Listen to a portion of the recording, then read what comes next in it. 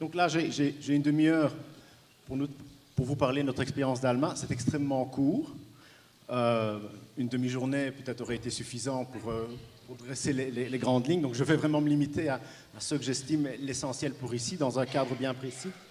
Et j'ai choisi comme approche de me focaliser sur les nouveaux services mis en place et les nouveaux workflows, les nouveaux flux ou la modernisation de ceux-ci dans le cadre du passage à Alma. Et quand je dis dans le cadre du passage à Alma, c'est surtout aussi, c'est pendant la mise en production, pendant l'implémentation, mais c'est aussi après. Parce que passer à Alma, ce n'est pas une fois qu'on est en go live, tout est fini, tout tourne sur des roulettes, ça fonctionne, mais c'est un processus continu en termes de remise en cause, remise en question, parfois des habitudes de travail. Alma est un logiciel qui a des mises à jour tous les mois. Ça s'intègre très bien. Et parfois, avec l'arrivée de nouvelles mises à jour ou nouvelles fonctionnalités, ça permet de se dire que tiens, telle fonctionnalité qu'on a mis en place, peut-être qu'on doit la revoir, peut-être qu'on peut l'améliorer, peut-être qu'on peut aller plus loin. Donc le métier est remis, enfin le travail est remis sur le métier constamment. C'est extrêmement motivant de voir que le système n'est pas sclérosé, ne s'arrête pas et que vous avez des fonctionnalités qui peuvent évoluer en parallèle avec des desiderata d'autres bibliothèques de par le monde. Donc ma présentation, je vais d'abord cadrer un petit peu au niveau de l'Université de Liège et les systèmes documentaires. Après, je parlerai de ces nouveaux flux et services et puis les conclusions. Alors, l'Université de Liège, bon, on a fêté notre bicentenaire l'année dernière. Elle est répartie, les bibliothèques, j'ai mis là en 3 secteurs bibliothèques. C'est tout récent, parce qu'avant, c'était 5 bibliothèques principales, thématiques, qui étaient réparties en une quinzaine d'implantations et un grand magasin à livres. Depuis un changement de statut du mois d'octobre 2018, ces 5 bibliothèques se sont restructurées pour faire place à 3 nouvelles entités orientées dans des secteurs différents. Et en termes de personnel, on est plus ou moins à 110 personnes. En équivalent temps plein, on tourne autour des 90. On est répartis sur 4 campus dans le pays. Les 2 principaux à Liège, Liège-Sartillement et le centre-ville, une distance de 10 km entre les deux. Donc, et un dans le sud du pays à Arlon et un peu à l'ouest vers Bruxelles, à Agen-Blou, il y a la faculté des sciences agronomiques. Donc cette disparité, cette répartition sur le territoire nous a amené aussi à voir comment envisager les flux de transfert de documents d'une implantation à l'autre, et de voir comment améliorer les services que nous rendions avant aux usagers avec Aleph. Un élément important qui a eu lieu pour la réorganisation des bibliothèques, c'est une réunion du comité de direction, une mise au vert qu'ils ont fait en 2014 pour essayer de réorienter les services de la bibliothèque, pour ne plus que la bibliothèque de Liège soit, on va dire, une bibliothèque traditionnelle comme on l'était encore beaucoup moins, mais principalement stockage de documents, fourniture de documents à des usagers, mais essayer de voir comment cette bibliothèque peut évoluer vers de nouveaux services par rapport aux attentes du public. Donc l'idée, c'était de se développer vers une espèce de bibliothèque comme un service, exactement comme d'autres structures évoluent dans ce sens-là, pour essayer de faire bouger les lignes et faire changer les habitudes de travail des collègues. Et pour cela, une des possibilités, un des atouts que nous avions, c'était justement de travailler avec le SGB qui allait être mis en production prochainement. Donc dans le cadre de ces réflexions-là, on s'est dit, OK, comment est-ce que le SGB peut nous aider à revoir nos missions, à revoir notre travail, à revoir nos workflows, nos habitudes de travail pour répondre mieux aux besoins du public. Ça a amené cette réflexion-là globale qui a été bien entamée avant 2014, mais qui s'est concrétisée par des nouveaux statuts qui sont passés au conseil d'administration de l'université en octobre 2018, et donc qui ont refondu ce que nous avions avant, le réseau des bibliothèques, composé de 5 bibliothèques et de 15 implantations, en une seule bibliothèque, Liège Library, avec 3 entités sectorielles et toujours cette quinzaine d'implantations. On va essayer de réduire ces implantations-là, mais bon, pour cela, ça demande des moyens financiers, évidemment, pour aller vers le regroupement physique. Les 3 secteurs disciplinaires, sciences de la santé, sciences et techniques, sciences humaines, qui correspondent en fait au secteur sectoriel, au secteur de recherche de l'institution. Alors, fondamentalement, dans cette logique de changement de paradigme et de mode de fonctionnement, l'objectif, c'était d'essayer de réduire les tâches de back-end, des tâches administratives qu'on faisait dans les bibliothèques, pour essayer de récupérer du temps de travail pour le donner aux usagers. Donc faire glisser des tâches qu'on faisait peut-être en bureau fermé, en interne, vers quelque chose d'autre qui pourrait alors être une plus-value pour les usagers. Je vais en reparler un peu plus tard. Au niveau de ces services-là, c'était aussi de voir dans quelle mesure ce service... C'est moi ? C'est une table. C'est une table. C'est tout simplement une table. Guess what? Hein? Donc, on a toute une série de services, on a essayé de les identifier pour voir, OK, là-dedans, il y a des services locaux, c'est-à-dire qu'il faut vraiment rendre au niveau de la bibliothèque, parce qu'il y a le contact avec l'usager direct qui est nécessaire, et puis il y a des services qu'on fait, des tâches qu'on fait, qui n'ont peut-être plus besoin d'être réalisées dans chacune des bibliothèques, voire implantation, et qui peut-être mériteraient une transversalisation. Et donc, regrouper, mutualiser des compétences qui se trouvaient réparties sur différentes implantations pour essayer de mettre en place des services transversaux. Et je vais en parler tout à l'heure. Là, surtout où les tâches en effet disciplinaires ne sont pas prépondérantes. Alors, dans cette logique-là, le SGB nous est paru comme être une espèce de levier. Alors, je ne dirais pas que le bibliothécaire est Joe Dalton, mais le SGB, c'était vraiment ce petit plus qui nous permettait d'aller vers la modernisation et le changement des workflows. Alors, pourquoi? Et pourquoi faire passer avec un SGB? Ça, quelque part, c'est des questions sans doute que vous vous posez plus si vous avez déjà fait le choix de changer de système. Mais en partant avec un système construit dans une logique 21e siècle et prêt pour s'adapter aux autres outils également, voilà. Nous, on était sur Aleph, ça datait des années 80, ça commençait à être un peu vieillot, ou en tout cas au niveau adaptation, c'était plus vraiment ça.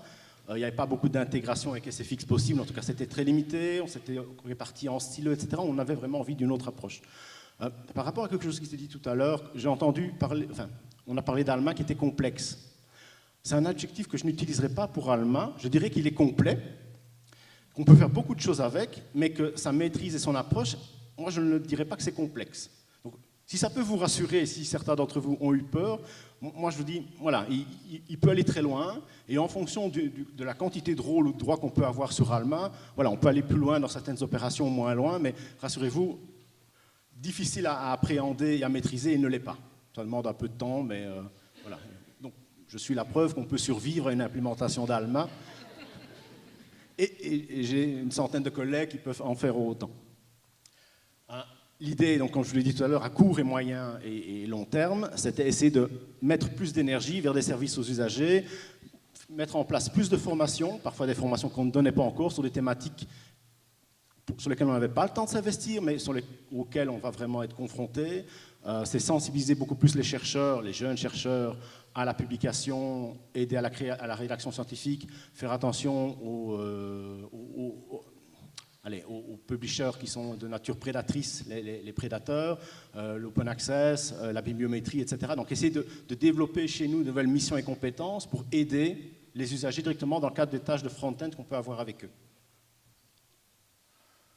Les systèmes documentaires qu'on a eu chez nous, ça c'était un bref historique récent.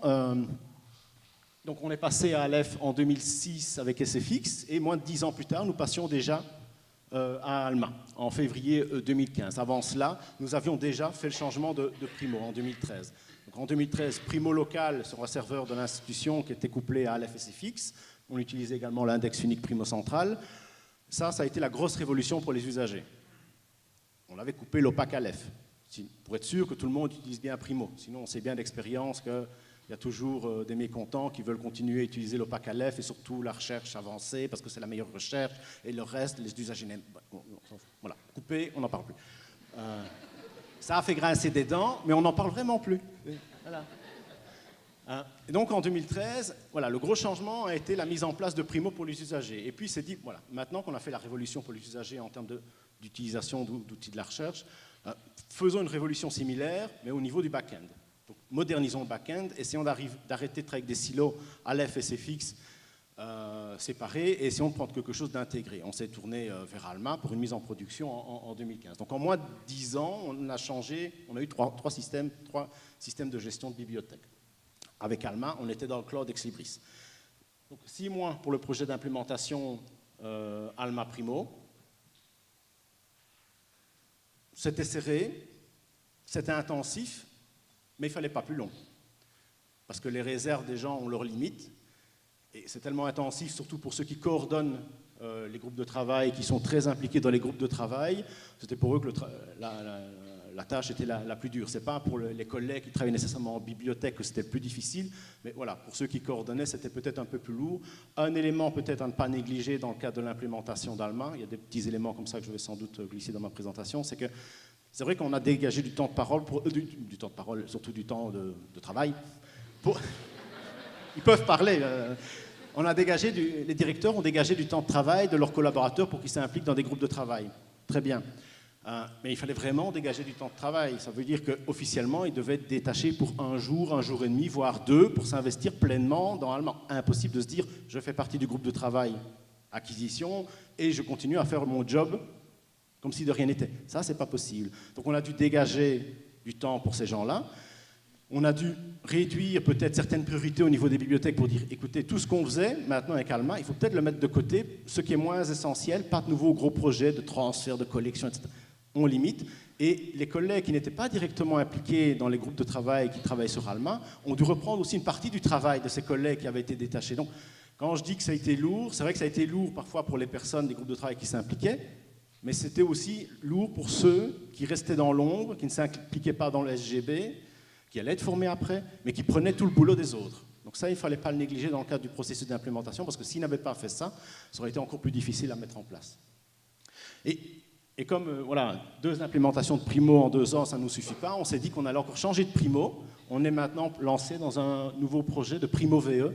Donc Primo VE, c'est un Primo qui ne se configure pas à partir d'une instance indépendante, le Primo Back-Office, mais c'est configuré directement à partir d'Alma. Et donc dans Alma, on a des tables de configuration en tant qu'administrateur pour configurer Alma et Primo en même temps. C'est vraiment une intégration très très poussée des 2 solutions, le back-end et le front-end.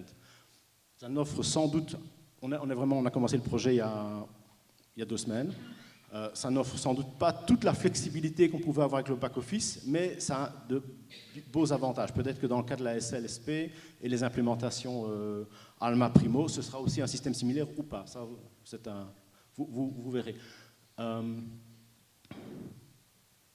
Alors maintenant, ces nouveaux services et flux que nous avons mis en place, je vais en parler de 5.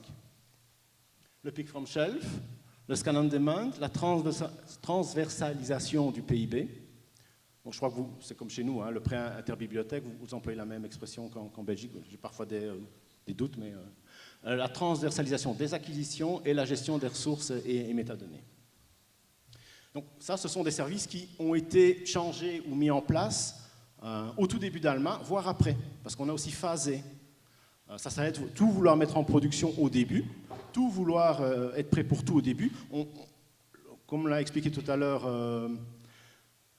Peter, voilà, il y a énormément de choses au niveau du calendrier de déploiement. Si déjà vous êtes en mesure de faire l'essentiel, les priorités pour le Go Live, pour que ça tourne bien, c'est déjà très bien. Nous, il y a toute une série de choses, par exemple pour la mise en production, que nous avons portées.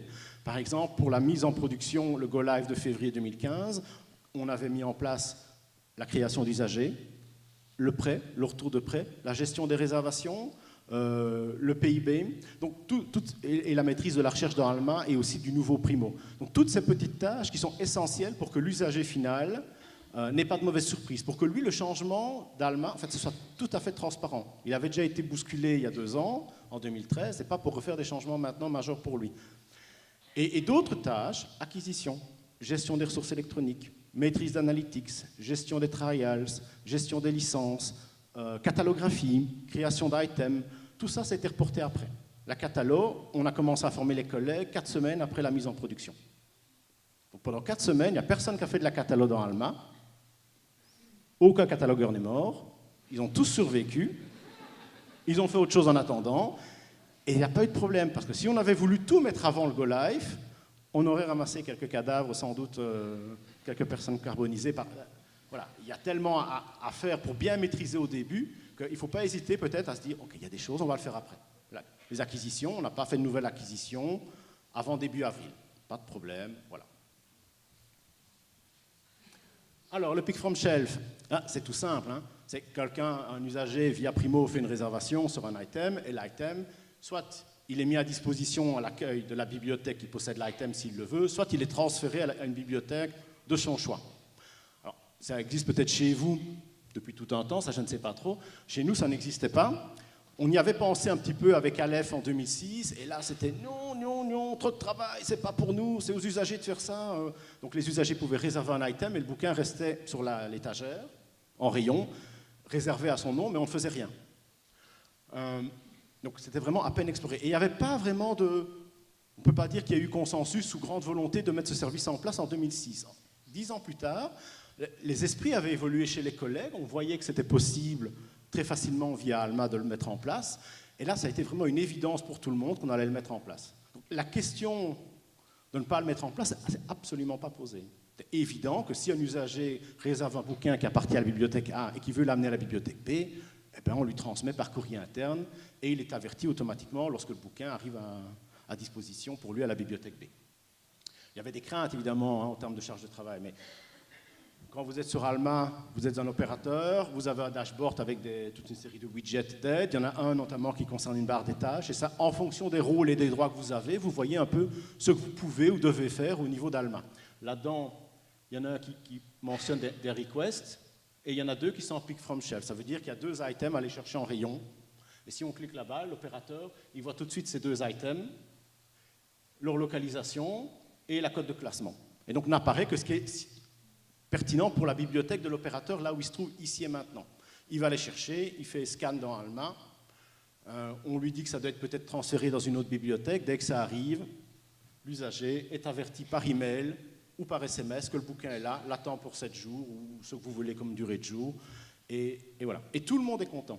Les usagers sont super contents parce qu'on leur a offert un nouveau service qu'on n'avait pas avant.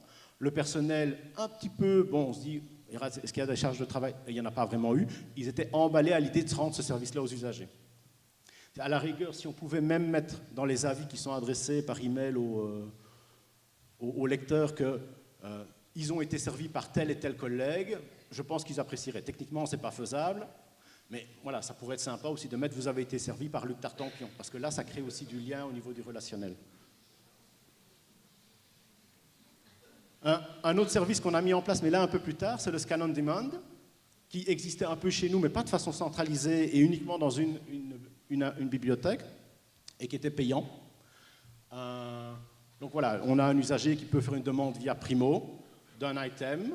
Ça peut être un bouquin, ça peut être un chapitre, un article. Des fonds papier de la bibliothèque, donc il faut qu'on le possède, et il demande à ce que ça lui soit envoyé par email.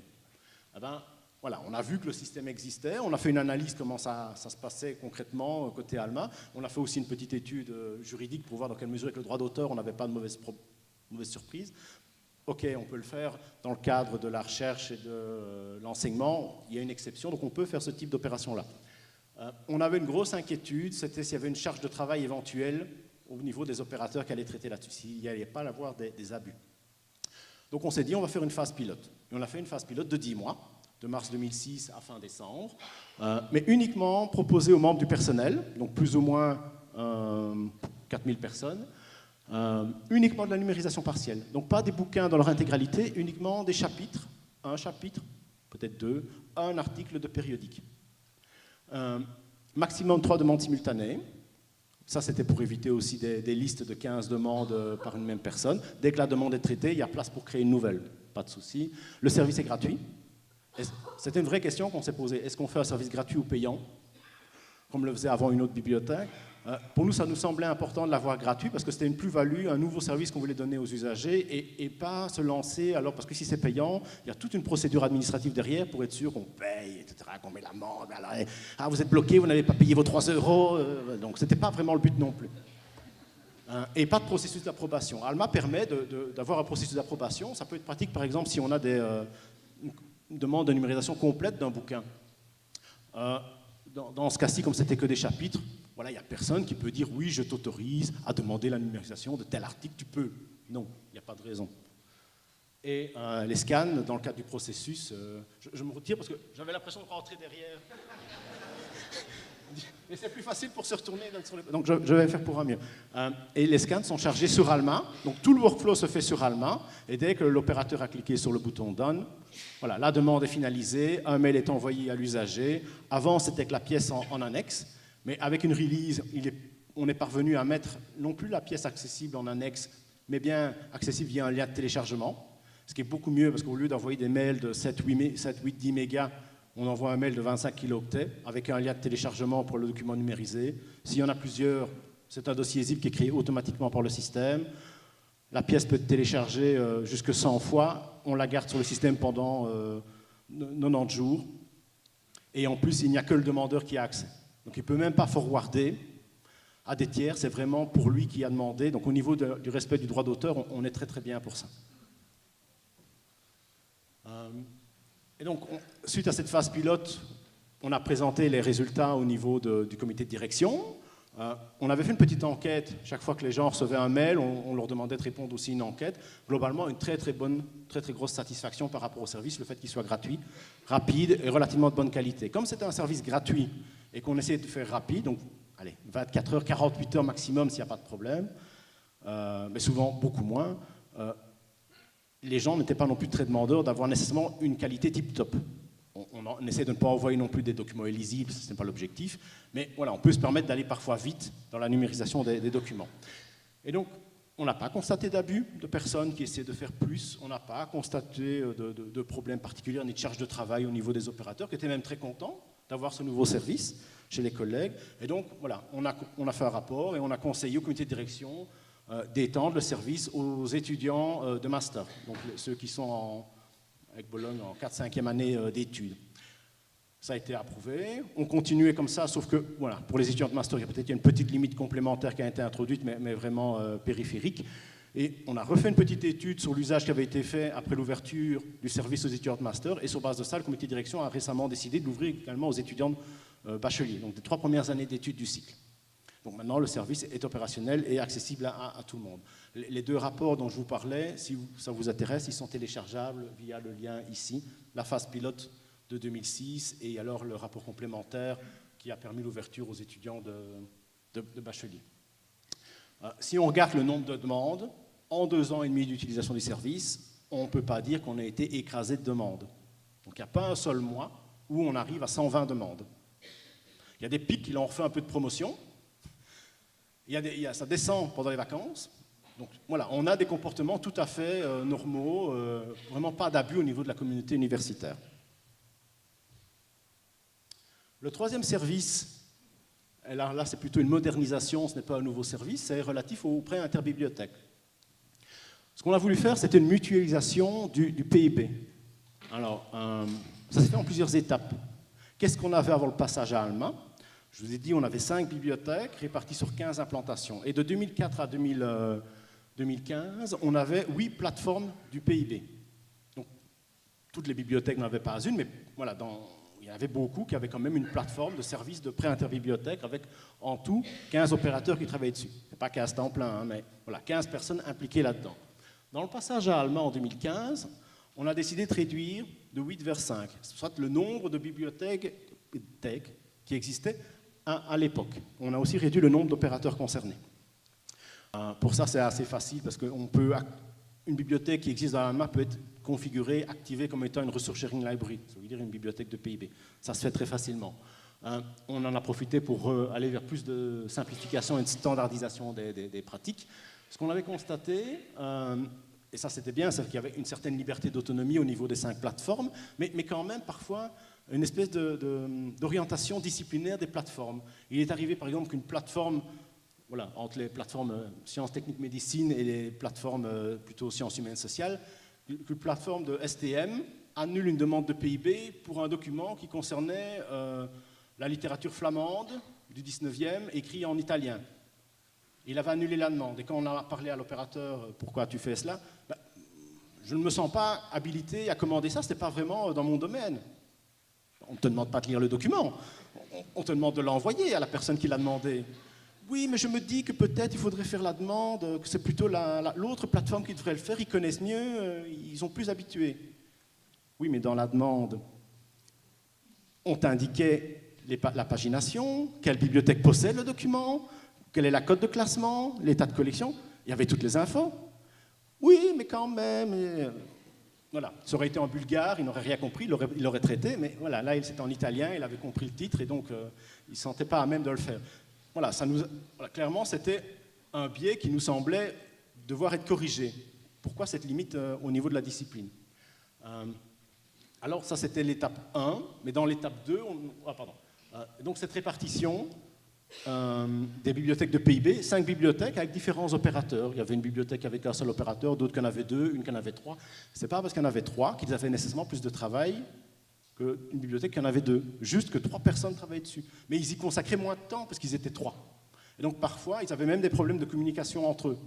Ah, t'es là, t'as fait ça. Ah non, je n'ai pas fait ça. Donc on s'est dit, voilà, on va essayer de voir dans quelle mesure, plutôt que d'avoir 10 personnes impliquées qui ne communiquent pas beaucoup, on peut essayer d'aller vers quelque chose de plus centralisé, unifié, en tout cas transversalisé, et d'aller vers un mode de fonctionnement beaucoup plus homogène. Et donc, à partir de 2018, 3 ans après la mise en production d'Alma, là, on n'a plus été que sur une seule plateforme PIB. On a utilisé la bibliothèque Resource Sharing Library qui existe par défaut dans Alma pour cela, et on a encore réduit le nombre d'opérateurs. Et voilà, ça a évidemment impliqué pas mal de réorganisation au niveau de services et de remise au nez de certaines pratiques. Donc, une bibliothèque, 7 personnes impliquées. Là, on a formé une espèce d'équipe PIB, un pool de PIB qu'on n'avait pas avant. Alors, avant, ils étaient très indépendants. Maintenant, il y a beaucoup plus de concertation et de collaboration entre eux. Et ça a permis aussi d'amener à plus de transparence et de responsabilité des agents. Parce que comme on traite toutes les demandes, voilà, il faut de la communication entre eux. Voilà, moi je travaille tel jour là-dessus, toi tu travailles le lendemain, s'il y a un message à faire passer, il faut le faire passer. Ce qu'on avait aussi constaté parfois, c'est que quand c'était cloisonné par bibliothèque, c'est pas très politiquement correct ce que je vais dire, mais enfin c'était un fait, donc je vais vous le dire, on avait constaté que certains agents aussi se cachaient derrière le PIB en disant « Ah non, je ne peux pas faire ça maintenant, j'ai trop de travail pour le PIB, désolé ». Et ce n'était pas toujours le cas. Donc celui qui disait qu'il y avait plus de travail, quand on comparait le nombre de demandes par rapport au nombre d'agents, voilà, c'était un peu bizarre. Pourquoi est-ce qu'il disait qu'il avait autant de travail quand on comparait aux autres, qui parfois en avaient 3 fois plus, et qui disaient non, ça va, c'est normal, on travaille. Et donc, voilà, en créant de ces 5, en passant vers une avec les collègues qui collaborent, on a essayé de créer aussi une espèce d'équipe et de responsabilité collective, et de casser cette espèce de syndrome de chasse gardée qu'avaient certains collègues avant. Parce que le PIB, c'était mon domaine, donc il ne faut pas le toucher. Alors si les autres voient ce que je fais, je ne peux plus faire ce que je veux comme je veux en disant que ça me prend autant de temps. Voilà, c'est ça c'est pas politiquement correct. Mais voilà. Et ces mises en commun des ressources financières, approuvées par le comité de direction et souhaitées dans le cadre de la réflexion qu'ils avaient eue en 2014 vers Library as a Service, voilà, ça a été aussi... ça n'a pas fait que des euros au début, ça a fait grincer des dents, il a fallu ajuster peut-être des procédures, reclarifier des éléments, mais voilà, le service tourne. Et mieux qu'avant. Bien sûr, la bibliothèque a une adresse physique pour la fourniture de documents, notamment physiques, les ouvrages, etc. Mais la plupart des items sont envoyés après, si c'est des documents physiques, dans les pick-up locations, enfin les bibliothèques de retrait. Je parle allemand, désolé. Ça m'arrive souvent. Dans les bibliothèques de retrait demandées par les usagers dans le cadre du PEP. Donc ils ne doivent pas venir à la centrale du PIB pour aller chercher ce qu'ils ont souhaité. Ou alors ça leur est envoyé directement par email via Alma aussi. Donc les 7 collègues ne travaillent pas dans une instance, physiquement au même endroit. Ils travaillent dans l'instance, dans l'implantation dont ils relèvent. Et ils ont un calendrier partagé, où ils disent ah ben oui, tel jour c'est moi, tel moment c'est moi et toi, etc. On n'est pas là, ben, pas de problème, il y a quelqu'un d'autre en backup qui prend le suivi. Et donc le service est continu. Un problème qu'on avait aussi constaté avec l'ancienne structure en 5 bibliothèques, c'est qu'il était parfois arrivé qu'une bibliothèque, il y avait les 2 agents qui travaillaient au PIB qui étaient justement en congé le mois d'août. Et donc quand on envoyait un mail, c'était le service du PIB reprendra le 28 août. Et donc le demandeur, voilà, il était gros gens comme devant, il devait attendre que les collègues reviennent de vacances pour avoir la copie de l'article qu'il voulait. Ce n'est pas le service qu'on veut, ce n'est pas ça qu'on voulait mettre. Donc on voulait aussi aller beaucoup plus loin dans la collaboration entre les équipes. Moins de cloisonnement. Là aussi, on a fait une petite présentation lors d'un congrès IGELU. L'IGELU, c'est le groupe international des clients Ex Libris.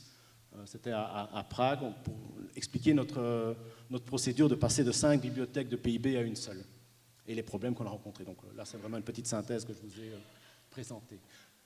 Autre projet, lui qui est toujours en chantier, c'est la transversalisation des acquisitions. Donc pour le moment, on est réparti un peu en bibliothèque silo. Chaque bibliothèque ou implantation a ses acquéreurs. On en a une vingtaine au total, sur 110 personnes, qui font des acquisitions, ce qui est énorme. Et il y en a qui sont spécialisés dans du one-time, donc ça veut dire l'achat ponctuel, un bouquin, un e-book, un bouquin papier, ou du continu, donc des abonnements, des bases de données. Il y en a qui sont spécialisés sur le papier, d'autres sur l'électronique. Et on ne commande jamais des bouquins ou des items que pour sa bibliothèque. Et parfois, comme il y a 20 personnes avec des bibliothèques qui n'ont pas les mêmes besoins que d'autres, on se retrouve avec des collègues qui font 2000 lignes de commandes par an, et d'autres qui en font 150. Et donc on n'a pas du tout la même expérience, le même know-how d'un à l'autre. Et l'idée, c'est de dire, OK, est-ce qu'on peut transversaliser aussi, mutualiser les agents là-dedans, pour peut-être en avoir moins, mais faire en sorte qu'ils travaillent de façon beaucoup plus collective. On l'avait constaté aussi que parfois, d'une personne à l'autre, les contacts qu'ils avaient avec les responsables disciplinaires qui décident on n'achète pas, ben, c'était un peu à la carte, c'était très différent. Et donc si la personne n'était plus là, était malade, pour reprendre le suivi derrière, ce n'était pas toujours évident.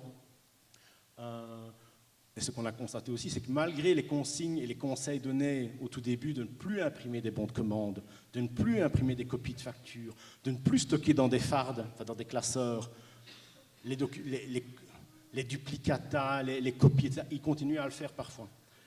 À imprimer, à stocker dans un document, enfin dans un classeur. Sur 2 ans, on allait le consulter 2 fois, le classeur. Mais le travail, c'était un paquet d'heures consacré à stocker du papier pour des infos qui étaient déjà dans le système, dans Alma. Tout y était. Et parfois même dans SAP en plus. Donc voilà, là on essaye aussi d'aller vers beaucoup moins de travail administratif et de charges papier. Et donc ce qu'on voudrait nous maintenant dans le cadre de cette transversalisation, c'est limiter les tâches de nature purement administrative pour gagner du temps. On est aidé par les marchés publics qui vont déjà limiter, enfin périodique on l'avait depuis des années pour les bouquins, c'est arrivé, ça va commencer bientôt, ça va limiter le nombre de fournisseurs. On avance plus loin aussi dans les interfaçages EDI et SAP, qui est notre système de gestion à l'université, et pour essayer de garder aussi uniquement le nécessaire comme transfert d'infos et éviter les canaux, la multiplication des canaux. On avait des Dropbox, des emails, des serveurs partagés, voilà, ça allait dans tous les sens pour transmettre une information dont, en fait, les gens n'avaient pas usage. Mais on pensait qu'en fournissant l'information, ça faisait plaisir. Sauf que les gens en recevaient tellement qu'ils ne lisaient pas et qu'ils jetaient les mails tout de suite à la poubelle ou n'allaient jamais voir la Dropbox. Mais ça prenait pas mal de temps et d'énergie. Bien sûr, tout cela, voilà, c'est un travail qui n'est pas facile à mettre en place, parce qu'on est en collaboration, en discussion avec la vingtaine d'acquéreurs actuels pour voir comment les choses peuvent ou doivent se réorganiser pour la suite. En tenant compte, bien entendu, du know-how et des expertises existantes, pour pouvoir capitaliser dessus. Donc on ne veut pas écraser tout, mettre tout à la poubelle pour recommencer. On essaie de voir un peu comment renforcer ce qui fonctionne bien et limiter ce qui fonctionne moins bien dans le mode de fonctionnement.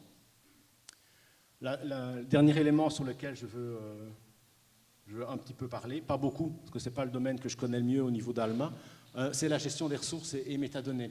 Avant, avec Aleph notamment, on travaillait avec des fichiers d'autorité, évidemment en local, dans les bases d'autorité d'Aleph. Quand on est passé sur Alma, on a importé ces autorités locales qui étaient autorités BNF, Agrovoc et Rameau. Et puis progressivement, voilà, ces bases de données, on s'est rendu compte que Agrovoc, les collègues qui avaient voulu l'avoir ne travaillaient plus avec. Bah, on va arrêter. Et les autorités BNF et Rameau sont passées de la community zone d'Alma. Donc, plus de données locales à gérer, uniquement peut-être certaines données autorités locales pour ce qui ne serait pas dans la BNF. Donc, gain de temps énorme en termes de maintenance et de création. Évidemment, comme les formes rejetées, les formes non préférées sont publiées d'Alma vers Primo au niveau de l'indexation, les usagers y retrouvent leur bonheur. On a mis en place une espèce de suivi de contrôle d'autorité, parce qu'il y a des jobs qui tournent comme ça régulièrement pour corriger les vedettes, avec une quinzaine de personnes actives. Ça leur demande quelques heures de travail comme ça par mois. Et c'est des gens qui étaient demandeurs.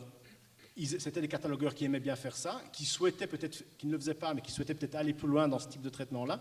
Donc on a mis ça en place. Donc là, on a augmenté la charge, on va dire, de nature administrative, back-end, mais au profit des usagers pour avoir des données consolidées et bien meilleures. Et en plus de ça, ce n'était pas simplement la bête, désolé si je suis un peu brutal, mais la bête catalogue bibliographique. On leur demandait aussi d'augmenter leur niveau d'expertise et de connaissance pour bien maîtriser cette composante-là. Donc on a donné des formations complémentaires, on a un monitoring qui a été mis en place pour essayer de faire en sorte que ces collègues qui ont souhaité s'investir et qui peut-être avant ne travaillaient pas beaucoup avec les autorités puissent monter en compétences. Et alors, Alma permet une communication assez directe ou semi-directe entre catalogueurs via des rappels, des reminders, ou des assignations de notices. Et donc on évite comme ça l'envoi de mails de A à B, ça passe directement par Alma et les gens peuvent retrouver via Alma une notice qui leur a été assignée pour une correction, pour un problème, etc. Donc là, on essaie de faire des réunions régulièrement entre ces personnes pour assurer la communication entre elles. Ce qui est bien aussi dans le cas de la gestion des ressources par rapport à Aleph, c'est la grande facilité avec laquelle on peut gérer des sets. Donc presque n'importe qui peut créer un set de données dans Alma s'il constate un problème spécifique et puis contacter un administrateur ou un manager et dire « je vais faire tel set de données parce qu'il y a tel problème sur ces données, est-ce que vous pouvez lancer un job qui va corriger tel élément vers tel autre, etc. » Et donc ça, c'est quelque chose qu'on fait très facilement. Avant, c'était les administrateurs eux-mêmes qui devaient créer les sets de données sur base des problèmes expliqués par les collègues. Maintenant, on a les collègues, avec un minimum de formation, qui peuvent faire eux-mêmes le set. On vérifie en tant qu'administrateur ou manager de répertoire et on lance les procédures qui permettent d'améliorer, d'enrichir, de traiter les données. Et s'il y a une erreur, on peut aussi faire marche arrière. Ça, c'est appréciable. Une fois, on a fait une petite erreur qui nous a supprimé le champ 866 des notices holding. Donc, c'est l'état de collection des périodiques. Donc, on avait des dizaines de milliers de notices holding, on n'avait plus d'état de collection. On a créé un ticket près d'Exlibris, on a utilisé le job de restore, tout de suite, parce qu'on a vu, ah oui, on a restore qui existe, on va l'utiliser. On active, ça marche très bien, sauf que failed. Pourquoi? Limité à 5000 notices. Alors on était déjà en train d'imaginer combien de temps il nous faudrait pour manuellement restaurer chacune des notes. Donc on a quand même créé un ticket auprès d'Exlibris, on a expliqué le problème, on a passé vite un coup de téléphone au niveau supérieur du niveau pour être sûr, je viens de créer un ticket, on a tel gros problème, est-ce qu'on peut faire quelque chose? Et Exlibris, voilà, ils ont pris un peu de temps pour le résoudre parce que ça n'est encore jamais arrivé d'avoir un job de restore sur autant, voilà, des dizaines de milliers de notices. Donc ça nous a pris 24-48 heures avant le restore complet. On a quand même mal dormi, ma collègue Laurence et moi-même. Mais après, ça a été. On a pu récupérer l'intégralité de nos données telles qu'avant. Donc, merci. Le job de restore. Et donc, ce qu'on a pu faire avec... Voilà, là, on a travaillé plutôt sur des tâches de back-end, mais en augmentant la capacité et la compétence des collègues pour, in fine, avoir de meilleures notices pour les usagers et aussi essayer, parce que c'est jamais fini, c'est de créer aussi une espèce d'équipe, en tout cas de personnes qui partagent les mêmes valeurs et qui collaborent et qui communiquent et qui ne sont plus enfermées chacune dans leur bibliothèque en disant « mais ça, c'est la règle de telle bibliothèque, moi je suis dans une autre bibliothèque et donc je travaille comme ça ». Là, on vient de très loin si on compare à il y a 15 ans. Voilà, j'en arrive aux conclusions. J'espère que je ne suis pas en retard de trop. Ça va, c'est bon? Okay.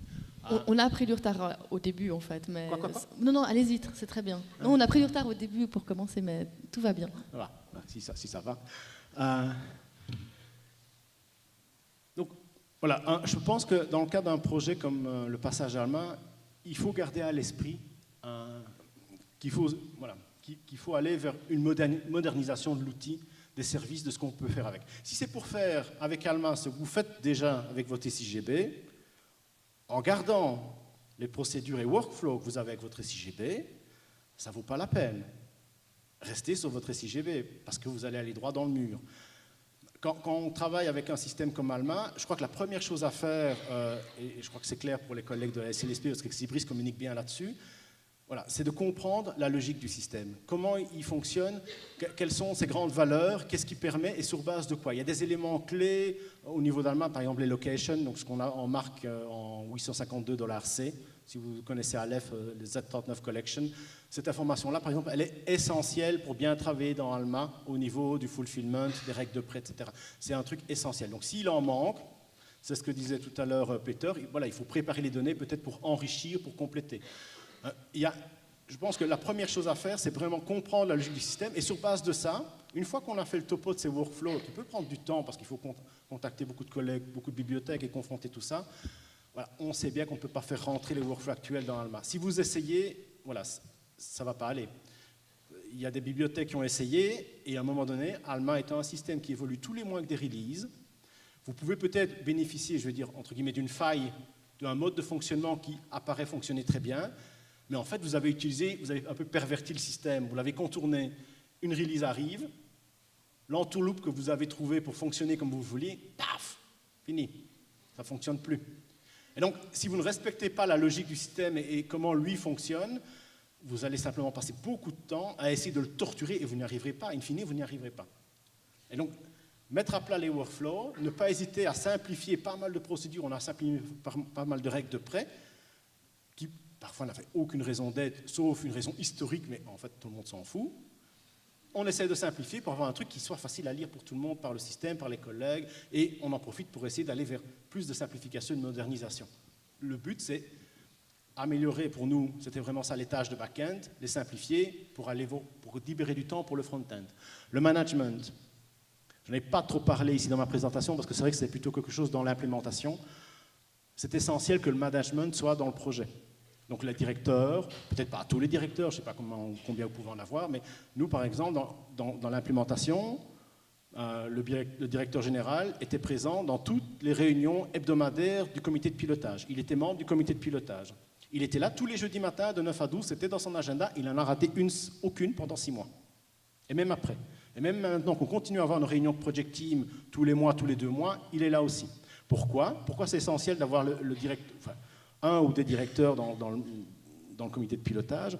Ça permettait comme ça aussi, tout de suite lorsqu'on analysait une composante d'Alma, un fonctionnement, un nouveau service qu'on comptait déployer, de voir si c'était en adéquation avec la stratégie des bibliothèques. Est-ce qu'on va vers là ? Est-ce que tu veux qu'on fasse ça ou pas ? Parfois il nous disait il faut aller plus loin. Oh, allons-y, alors si tu veux qu'on aille plus loin, allons-y. Mais au moins, c'était clair. S'il disait tout de suite, non, ça ne va pas, ça va être trop compliqué, simplifions, allons vers quelque chose qui est exploitable, c'était très clair. Sinon, il fallait le repasser après les réunions comité de pilotage vers le directeur, expliquer, faire un débriefing, etc.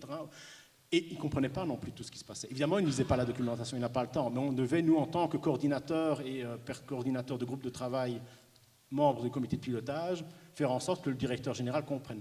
En plus du directeur général, on avait aussi une directrice d'une des 5 bibliothèques qui était coordinatrice d'un des groupes de travail. Ça permettait aussi comme ça, avec ces 2 personnes, de faire bien mieux remonter l'information au niveau du comité de direction, qui recevait des rapports réguliers sur l'avancement du dossier. Donc impliquer le management, c'est essentiel, mais il faut aussi qu'il assume. C'est-à-dire qu'il ne faut pas se trouver dans une situation où on aurait le management qui dit une chose et qui peut-être devant le staff ou devant les collègues tient un autre discours. Parce que ça aussi... voilà, c'est très dur à gérer en termes de gestion de projet. Donc c'est une tâche qui n'est pas non plus évidente pour eux. Ce qu'on a essayé de faire, c'est de faire bouger les lignes. Hein. Donc je vous ai dit, les workflows, les habitudes revoir, peut-être changer des habitudes de travail. Et étant donné que voilà, ça n'a pas toujours été simple. Parfois c'est extrêmement simple, Big From Shelf, pas de problème. Le PIB, ça a été un peu plus difficile à faire accepter. Et ce qu'on voit, voilà, on essaie d'impliquer les collègues, voilà, on propose ce vers quoi on veut aller. Il y en a qui donnent des commentaires, il y en a qui n'en donnent pas. Parfois on donne des commentaires, mais après. Vous avez beau communiquer, expliquer beaucoup, vous voyez parfois apparaître des rumeurs, vous demandez d'où ça vient. Et toujours ce problème de rumeurs qui peuvent ressurgir en fonction de l'information que vous communiquez. Si vous communiquez trop, les gens ne comprennent plus. Si vous êtes trop détaillé, ils ne comprennent plus. Si vous ne communiquez pas assez, ils se font des films.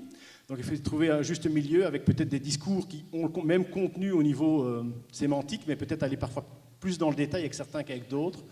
Ce n'est pas toujours facile à gérer, avec des collègues qui vont toujours préférer des solutions de repli ou défensives par rapport à des solutions de rupture pour remettre à plat les pratiques. Ce n'est pas forcément avec les plus anciens qu'on a plus de difficultés. On peut avoir 30 ans et être sclérosé. Voilà. Non mais voilà, ça non plus c'est pas politiquement correct. Mais comme je ne vise personne, voilà. Et je fais attention parce que j'ai appris qu'on était filmé. Donc, et comme je vous l'ai dit tout à l'heure, Alma est un système qui est mis à jour tous les mois. Voilà, ce processus de réflexion et de remise à plat des fonctionnements, en fait, il est constant. Enfin, tous les mois, on n'ouvre pas toute la boîte pour voir si tout a changé, mais comme l'outil évolue, on peut se dire, ok, on a adapté tel mode de procédure, essayons de voir si maintenant on ne peut pas aller mieux, vu les nouvelles releases qui ont amélioré la fonctionnalité de telle composante. Et ça, c'est motivant.